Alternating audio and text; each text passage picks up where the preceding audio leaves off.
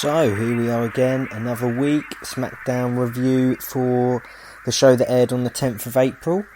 I hope everyone's enjoying lockdown as much as you could. I would sort of ask what you're doing, but I probably can guess, same as everyone else, sitting at home, going for one walk or one run a day just to get out of the house. You might be doing some baking or some odd jobs that the wife's been nagging you about for months on end. Or you might just be enjoying some time together, some time to relax. But whatever it is, stay safe and we'll get through it all together. But as I've said before, one thing is a constant, WWE airs each week. And as long as that's coming each week, then I'm going to be coming each week as well with a SmackDown review. So let's get to it. SmackDown started off with Braun Stroman in the ring. Braun Stroman obviously won the WWE Universal title at WrestleMania. So he hits a promo. It was actually quite a good promo. I don't particularly rate him too much on the mic, but this it did show how much he's improved in recent months or weeks, I suppose. But what I liked about this promo was the fact he praised Goldberg, but not in a bad way. Now you might wonder what I'm saying. How can you praise someone in a bad way? But by praising him too much, it sort of takes away from his win. But he was building his accomplishment about Mania being his best and biggest win, but by also giving Goldberg a tiny bit of praise, a tiny bit of compliment, and so it makes his win seem better rather than lower than what it is. Then Shinsuke interrupts, which cut this little promo a little bit too short for me because I was actually quite enjoying it. I was enjoying seeing Braun actually just stand there on his own, nothing else, just speaking about his win, about how he's so proud of himself, sort of like how it was the best moment of his career type thing. And when Shinsuke came out, it just turned into an awful segment. Shinsuke just feels like he's taken something backstage, and as he comes out to the ring, it all suddenly hits him, and it just looks like a bit of a mess. I mean, his English accent is just like plain right bad. I just can't really understand him. The bits I can understand, they're just too slow because it's him trying to pronounce the words properly, so he has to obviously do it really slow because he's obviously been told what to say rather than I actually believe what he's saying he understands. So he's almost been told, oh, say this, say it like this. So he just goes out and repeats it. And I'm not really sure he understands it all. It's not like having a conversation. It's like reading it off a bit of paper like we would do the other way round if we're reading some other foreign language and we're just making the noises and then hoping it sounds right. So Cesaro enters the ring out of nowhere and Braun gets rid of him quickly. And this leads to a cheap shot from Shinsuke. And they basically announce that later in the show, Braun and Shinsuke will face off in a match. Now, for me, as I've said in the promo on the mic, Braun looked good, he looked comfortable. Sami's aim would have been better for me with the history of them two as well for the Intercontinental Championship when that was a thing. I think Sami could have played on that. I would have preferred Sami to interrupt, but obviously Sami wasn't on the show. If they wanted to go that route, you either had Shinsuke, terrible on the mic, Cesaro, terrible on the mic. So they'd done the best with what they could have. I just didn't like it, but that's my personal opinion on them superstars. So next up, we had our first match of the night. We had Bliss and Cross come out. Now, the entrance for me, I just think it would be a little bit better with Nikki trying to copy Bliss on how to be sexy rather than being all overexcited and silly. If you know what I mean, she comes out and starts like jumping about a little bit too much and like holding her title and rattling it and everything like that. I think that obviously Alexa Bliss is a sexy character. She looks good. She struts. I think if Nikki was almost copying that, because then the whole excited and the enthusiasm is toned down a little bit, because if they're both like it, then yeah, that's fine. But as we've seen many times with a perfect example, the Hype Bros or Mojo Rawley or Gronk or whoever, a little bit of too overexcitement, too much enthusiasm can sort of get annoying. That's what I prefer, because she is actually a very good looking girl when she is dressed up as well, Nikki Cross, as we've seen on the Moment of Bliss. Obviously with her previous history in Sanity, that wasn't the case. She wasn't trying to be a sexy character. She wasn't trying to be sort of that diva, the typical diva that we'd see in WWE in the past. So hopefully that changes, and of course I understand the enthusiasm, the excitement, because they've just regained the titles. So I sort of let her off for this week. I just hope it doesn't continue too much. The Kabuki Warriors for me had a much better entrance without all that stupid screaming, and it was quite a strong looking mystic entrance in their entrance gear with all the Japanese sort of umbrellas. And the outfits, and it just looked good. It looked mysterious. They were coming out, they weren't screaming, it was just a slow sort of walk to the ring. Now, annoyingly, why is Asuka on both SmackDown and Raw? I don't know. They tried this with Roman Reigns, it backfired massively when they used to do that, so I don't really know where they're going with this.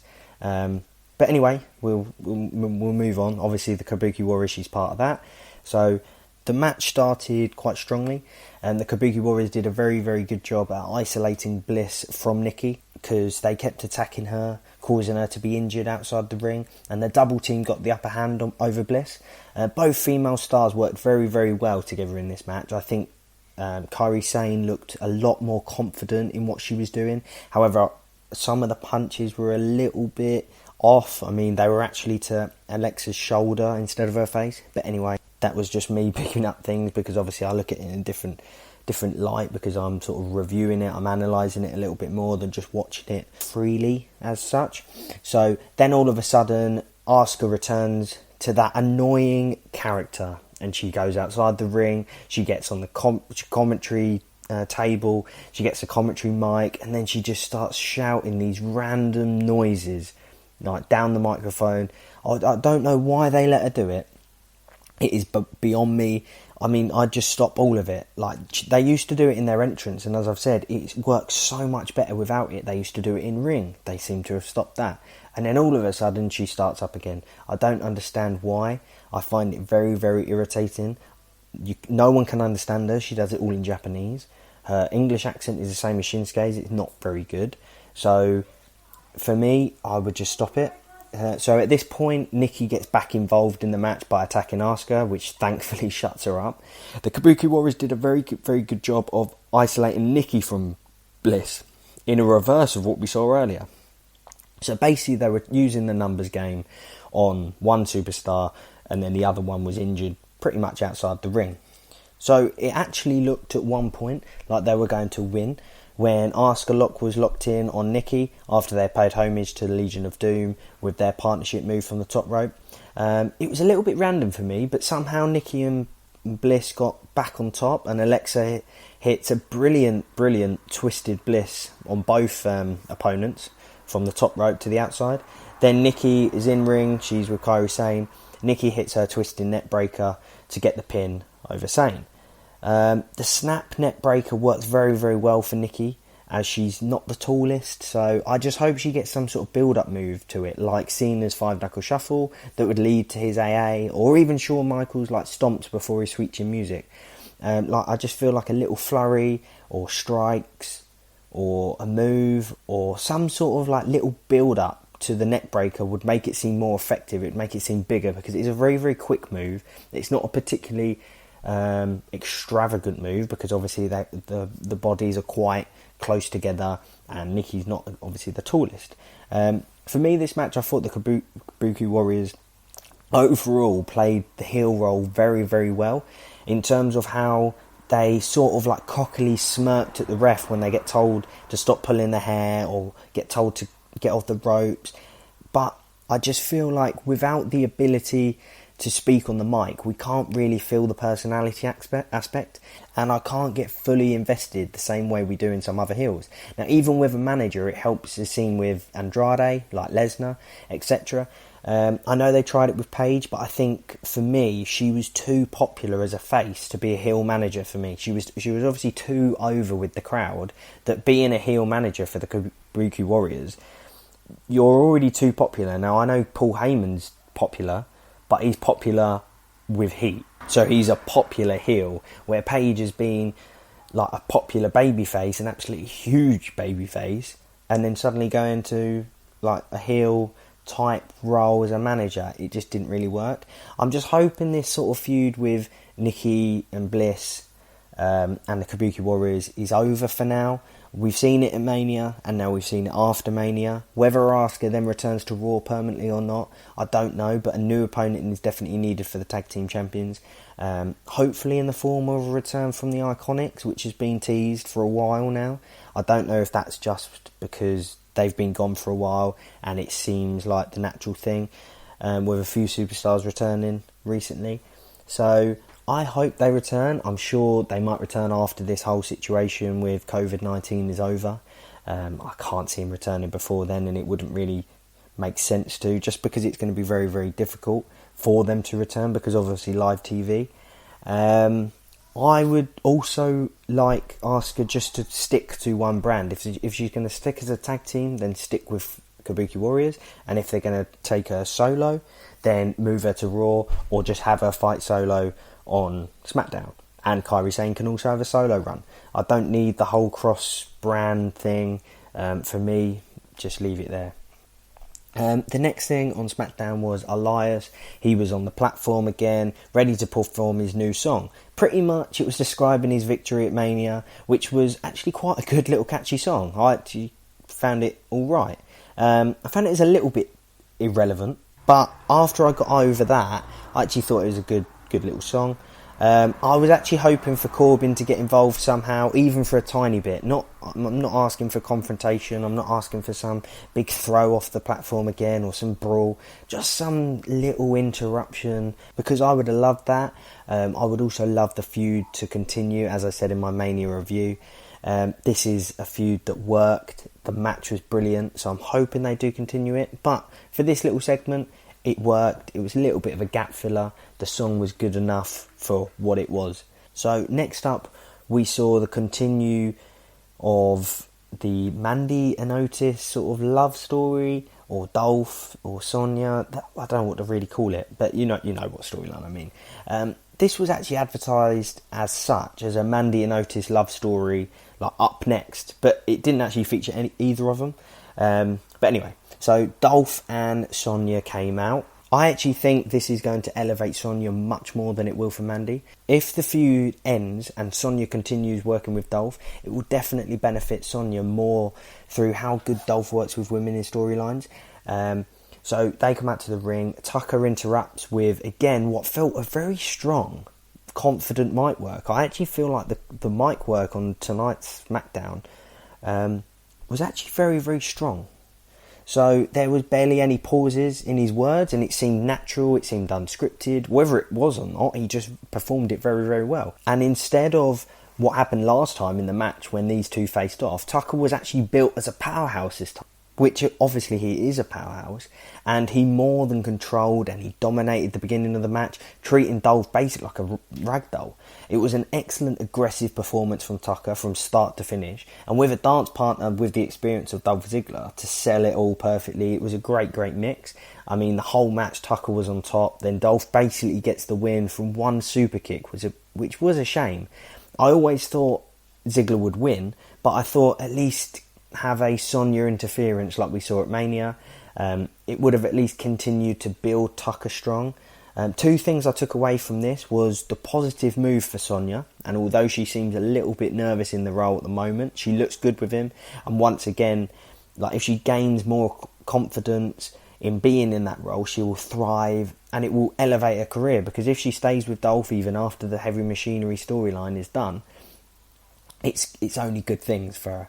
So another thing is how comfortable both Heavy Machinery members are in the ring as single competitors, which means it adds a lot more flexibility to their tag team, as long as they continue to stay as Heavy Machinery. Now, what I mean by this is, as we've seen in the past, for example, the Hardy Boys, they have and always will be a tag team by nature. However, both were able to have their own singles matches even when they're in Team Extreme, with or without the other member ringside, and then revert back to the tag team when needed. So we've seen the same in, let's say, DX, like the Brothers of Destruction, and so on. There's many tag teams that do this. Of course, they're nowhere near that stature yet. I'm not even comparing them to them sort of tag teams that I've just mentioned. But what I mean is that them stars, they move freely between tag team matches and singles matches without any real introduction. So it all makes sense. if they kept the heavy machinery theme, they can continue as tag teams, singles matches, and really build these two characters to be a success for the future once the current tag team storylines go stale. So let's say this Dolph Ziggler feud ends, they go back to tag team, they win the titles maybe, after that they might lose them, and then they have another way to go with singles matches, but also staying with the heavy machinery theme, also being these brothers, like best friends type thing. I also think from the destructiveness and aggressiveness we've seen from both powerhouses, so both Otis and both Tucker, so Tucker in this match, and when we saw Otis flip against Miz and Morrison previously, before Mania, I think a heel turn is a definite viable option in the future, which I think would be a huge benefit. I mean, heavy machinery going heel together in the future would be incredible, and even doing a New Day type thing where they swap between heel and face at the start. Obviously now the New Day are just that big and popular, they don't need to change that side of things anymore, but I definitely think big things to come. I hope for all the superstars involved in this current storyline, so that's Dolph Ziggler, Sonya, Mandy and Heavy Machinery. I think the likelihood, if booked correctly, Heavy Machinery and Sonya will benefit the most out of this, but who knows, because I don't always get my way in the storylines. I'm sure you don't too. So the Dirt Sheet returns, presented by The Miz and Morrison. They talk about them retaining at WrestleMania and all the big events like Undertaker returning and Otis kissing Mandy. I actually thought, apart from the cheesy side of things, with the good news sort of little tagline they used, it was actually a nice little recap from both superstars on the mic, which I usually don't think from Morrison, but it was a nice little recap just of how good Mania was, like the Boneyard match, some of the other events that we obviously saw at Mania. It was just quite nice to actually sort of like reference them before you go on to the current stuff that they were going to say. So again, like the first segment that we saw with Braun Strowman, and then it got ruined by Shinsuke, this segment started off really well for me, and then it all went tits up. They performed their new hit single, as they say, which is just dreadful, absolutely awful. I was praying someone would interrupt, and it took until the chorus for the Usos to save me from turning the telly off, because I was literally just about to turn it off. I just think it's absolutely awful what they try and do with some of these little rap things. When the Usos came out, I actually thought for some reason that the Usos were going to come out and do some sort of rap battle with them, but obviously that didn't happen because the Usos have done a rap battle with the New Day before. So the Usos come out and sort of like stop them. The New Day then come out with Kofi announcing that next week it will be the opposite of the WrestleMania match that we saw, the Triple Threat Ladder match, with the other members from each tag team, in The Miz, Jey Uso and Big E, fighting for the titles. Now, I'm not clear, and they weren't very clear on this, that it will be a ladder match. I think it is just a triple threat, because even after the show, when they announced the matches, it just said a triple threat. So I might have to check with that, and then obviously we'll see next week anyway. But I'm very excited for this match, and I think it will be another superb performance from all men. It was a very clever way to continue this sort of storyline, because we've already had 3 members fight off against each other. So that was WrestleMania. Now we've had this week where all they've done is talk to each other, but it's felt relevant. So then next week we're going to have a triple threat of the other 3 involved. So whoever's going to win, I imagine it's going to be a retain again. And then the following week we could have them just talking to each other again, but making it feel relevant. Even a brawl breaks up or something like that, a contract signing type-esque. And then it will lead to a full triple threat, which was basically what was meant to happen at WrestleMania, before obviously this whole situation where The Miz was ill and other things happening around the world. So it's just a very clever booking from WWE, and a very smart way of lengthening this storyline without the need of adding anything. All you're basically doing is building the sort of like road, and I would say road to WrestleMania, but obviously WrestleMania's been, but that sort of road up to the original match, which is very clever, because obviously if we had that match, if we had that triple threat match, and then all of them fighting again after WrestleMania, it would feel like how come the storyline isn't changing? How come the feud isn't changing? Because we've just seen that. A little bit what I thought about Nikki Cross and Alexa Bliss versus Kabuki Warriors again. Now, I don't mind seeing that once, because obviously it's SmackDown after Mania. But again, after that, no, it needs to change. So I think that's a clever way of keeping the men's tag team titles alive. So after this, we had tag team action. We had Lucha House Party versus the Forgotten Sons from NXT, which I don't really know a lot about. However, they reminded me a bit of Sanity when they made their debut. And we all know how their run went in the main roster. So I'm hoping they obviously have a little bit more of success. Their style, it was very, very aggressive. It was extremely powerful. It was a very fluid matchup with the high-flying moments from the Luchas and then the power and the roughness from the Forgotten Sons. It wasn't a quick squash match either, which was good because it added a little bit more to what normal sort of debuts and normal squash matches are, because normally the debuts where the superstars simply get the win in the quickest time going is pretty much what basically normally happens. But this time it was different. It was nice to get the full exposure of the debutants, and they did take a little bit more of an onslaught than what was needed. I think especially when I'm assuming they will push this tag team, but that's just the way it went. I don't think they wanted to completely overrun the Lucha House Party. I think WWE still use Lucha House Party in good ways, so they can't obviously come in as debutants and absolutely batter them. So they needed some sort of back and forth, and it worked. I loved their finisher, which I hadn't seen before, and I'm excited to see how they fare in the main roster. One thing I'd put my money on is that the names like Steve Cutler and Wesley Blake will soon just be Cutler and Blake. As we know, the main roster shows seem to lose a name after a while. We've seen this so many times before, so I'm sure that's going to come. That's just a dot on the cards. Next up, it's the women. So Sasha Banks and Bayley enter the arena. They talk about Paige trying to ruin their friendship and WrestleMania by announcing the Fatal 5-Way match like a few weeks ago. It was a very tense promo, which it felt at any point like Sasha is going to turn and basically attack Bayley. So Tamina interrupted with Bayley and Sasha, and the two best friends. They did quite a humorous hold me back type thing, where obviously each one was getting a little bit louder each time the other one was holding her back, and then they'd stop holding her back and they'd turn around and go, hold me back again.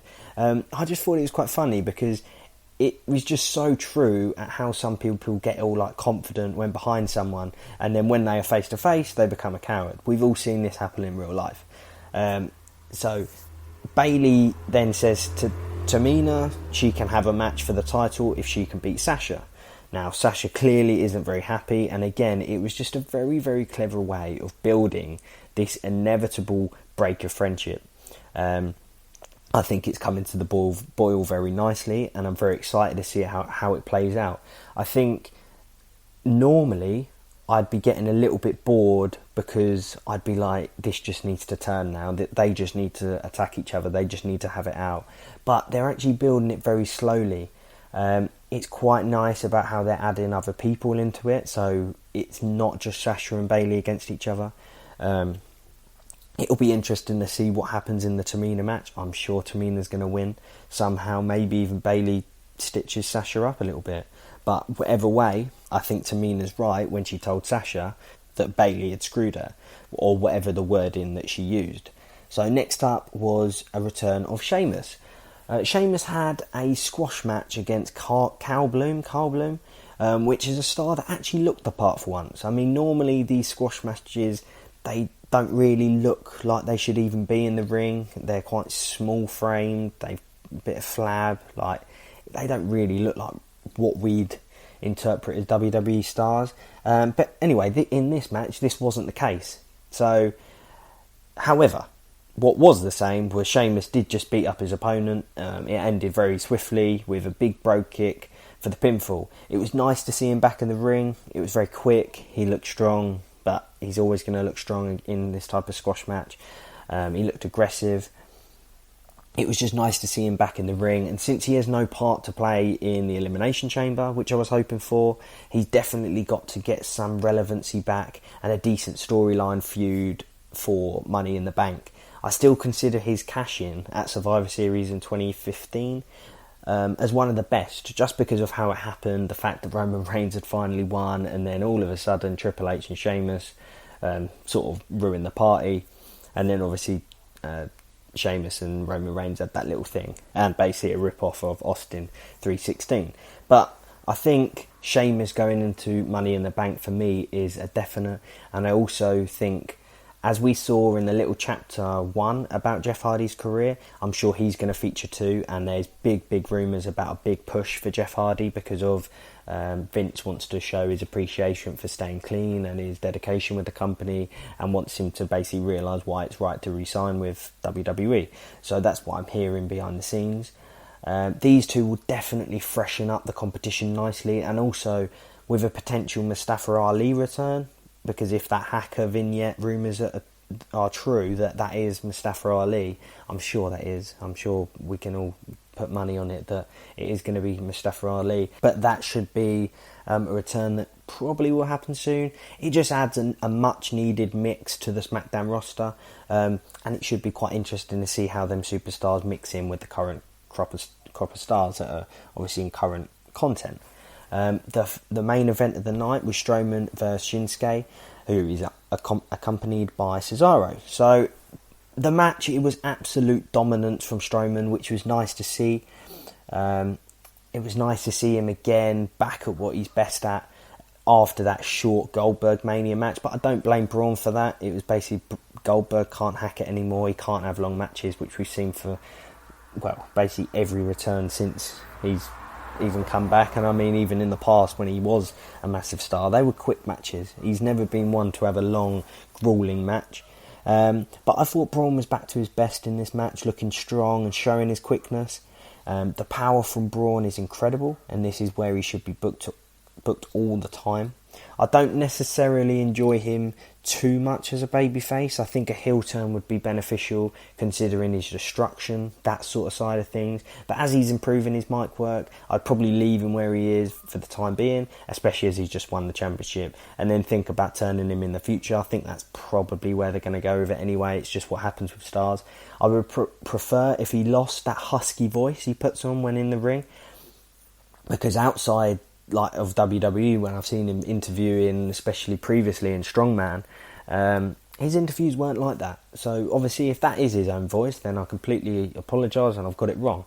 But it does seem a little bit forced, and I don't necessarily think you need to put on a voice. A WWE superstar should be you, with the volume turned up, which we've seen so many superstars and old superstars basically re-emphasise this. It's basically your persona with the volume turned up, a little bit of tweaks just to make it more showman, but that's all it is. So I think that's where Braun's going now. The fact he's getting a little bit more confident, a little bit more comfortable, it's just him.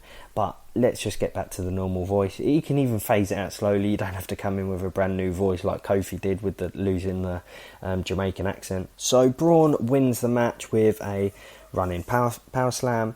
The Firefly Funhouse interrupts the match after Braun's win.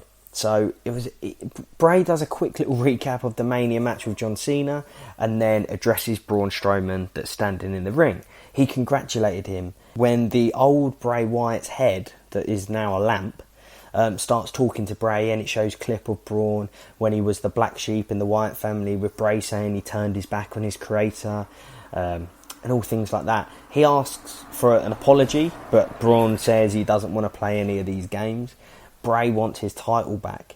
He goes into this mysterious persona, saying since he brought him into this world, he's going to take him out. This was another great segment from the Funhouse, the Firefly Funhouse, that Bray has quite beautifully created, where it links history with the present, and it explains the storyline. So straight away, we've got a new feud, but you understand where it is. You understand that Bray wants his title back because Bray was the champion, Goldberg took it, Braun's beat Goldberg. But you understand also, apart from that, because they can be a little bit of a shallow feud for me if you just want the title. Now, obviously, everyone wants to be the top man, everyone wants a Universal title, everyone wants a WWE title or heavyweight title, whatever it would be called at the time. But having that history and showing that straight away, we already know that there is that little bit of extra fire to this feud. I just think it's a very, very clever way of bringing that out. But this didn't end here. Just as Bray was doing his usual happy wave to the end of the Firefly Funhouse, Braun stops him and says whenever Bray wants, he's ready to let him in. And then does his own happy goodbye type thing. Now, this just adds even more fuel to the fire, because before it's even begun, we've seen the history and we've seen how Braun reacts to Bray Wyatt's sort of introduction of the mind games that he uses. I just think the mind games that will be used is going to be incredible for this one. I think Bray vs Braun is something that has been in the pipeline ever since the Wyatt family ended. And with these current characters, I'm sure it won't disappoint, and the build-up will be absolutely must-see, considering the psychological funhouse segments and Braun not being the slightest bit scared. So there's questions to be answered. Will Bray get into the head of Stroman, which we haven't seen anyone be able to do before? Will Braun be able to show weakness in Bray, considering their past? Does Braun know something about Bray Wyatt that we don't? Because obviously they were in the Wyatt family together. It will be interesting to see how this one continues. And I'm definitely excited for it, to see how each week, I think Braun's definitely going to be a champion that's going to be there each week and potentially defend his title most weeks, and then maybe Bray Wyatt interrupts with Firefly Funhouse segments each time. But it's definitely a clever way of starting this feud. So we've got confirmed matches for next week. We've got that triple threat tag team match for the titles. So that's Big E versus The Miz versus Jey Uso. We've got Tamina versus Sasha Banks, and obviously if Tamina wins, then she gets a shot at Bayley's title. We've got a Money in the Bank qualifying match for the men's in Daniel Bryan versus Cesaro. We've got a qualifying match for Money in the Bank for the women, which is Naomi versus Dana Brooke. And we've also got a little segment where Sonya Deville attempts to clear the air with Mandy Rose, which will add a different look to the storyline, as it's mainly been about the men. The men have mainly been at the forefront of this in Otis and Dolph Ziggler. So seeing how Sonya and Mandy react to each other after all of it's come out and after the Mania situation, it will be interesting. Also, in 2 weeks, they've announced that Triple H 25th anniversary video is going to be on SmackDown. See, I don't actually know much about it. This was the first time I'd even seen it, so I've read a little bit about it, but so far as I know, it is just basically a celebration of his career. I'm sure that that's all it's going to be. However, I don't know how long each part is going to be. I'm assuming it's not the whole of SmackDown episodes, and it will simply be used as a gap filler that we've seen with some of the old matches like John Cena and Bray Wyatt at WrestleMania 30, and we've also seen Roman Reigns versus Triple H. So I think a gap filler, I'm hoping, because of the filming difficulties, that's all it'll be. But I'll find out for you and for next week's episode, and obviously we'll see in the future. Obviously there have been filming difficulties due to lockdown and due to the coronavirus. I think the original plan was going to be that they were going to film 5 weeks worth of Raw, NXT and SmackDown. However, I think Vince has put a stop on that, as he wants to bring live content, because I think pre-recordings breaches some sort of contract. I don't know if it breaches a contract or just the fact that the TV rights deals and the TV broadcasters won't be happy with pre-recordings because it's meant to be a live show. So I don't know if that's had something to play with it, but I've definitely been hearing that Vince wants to keep it live, and he's going to do it in whatever location he can to keep it live.